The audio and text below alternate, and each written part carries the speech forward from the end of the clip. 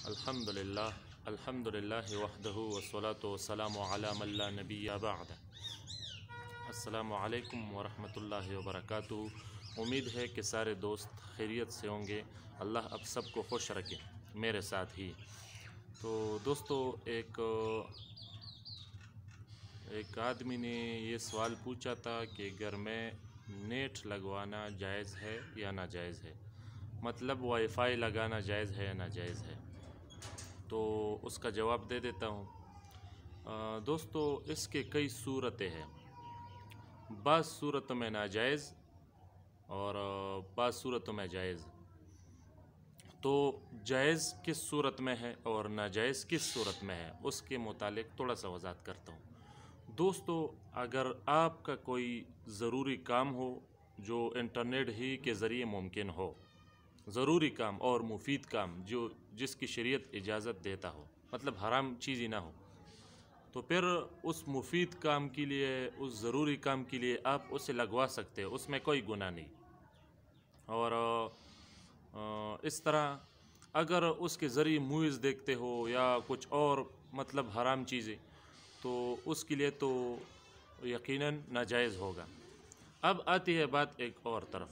अगर आदमी जायज़ काम के लिए नेट को लगवाए, वाईफाई को लगवाए, मगर घर वाले जो लड़के वगैरह वो उसके ज़रिए नाजायज़ काम करते हो, मतलब वो उसके ज़रिए फ़िल्में देखता है या कुछ और, तो उसका गुनाह इस आदमी को जिसने नेट लगवाया है, तो क्या उसको उसका गुनाह पहुंचेगा?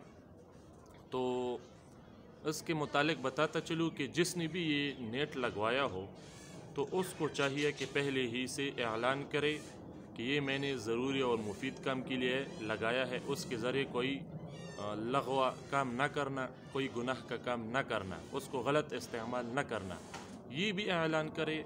और उसके साथ साथ ही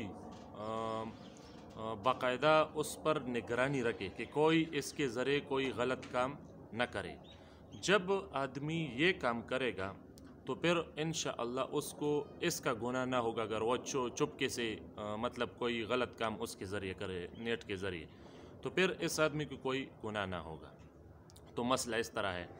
तो बस इसकी जायज़ सूरत भी मैंने आपको बयान की और नाजायज़ भी।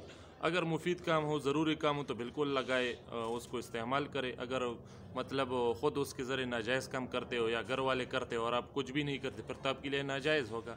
बस इतनी सी बात है, उसको जहन में रखो। इंशाअल्लाह वल अज़ीज़ फिर आपके लिए आसानी हो जाएगी। हर चीज़ का एक अच्छा तरफ भी होता है, एक बुरा तरफ भी होता है, तो ख़ुद ही उस पर नज़र रखो। मेरे ख़्याल में आप इंशाअल्लाह समझदार होंगे, उम्मीद है। तो इसका लिहाज रखो। वस्सलाम।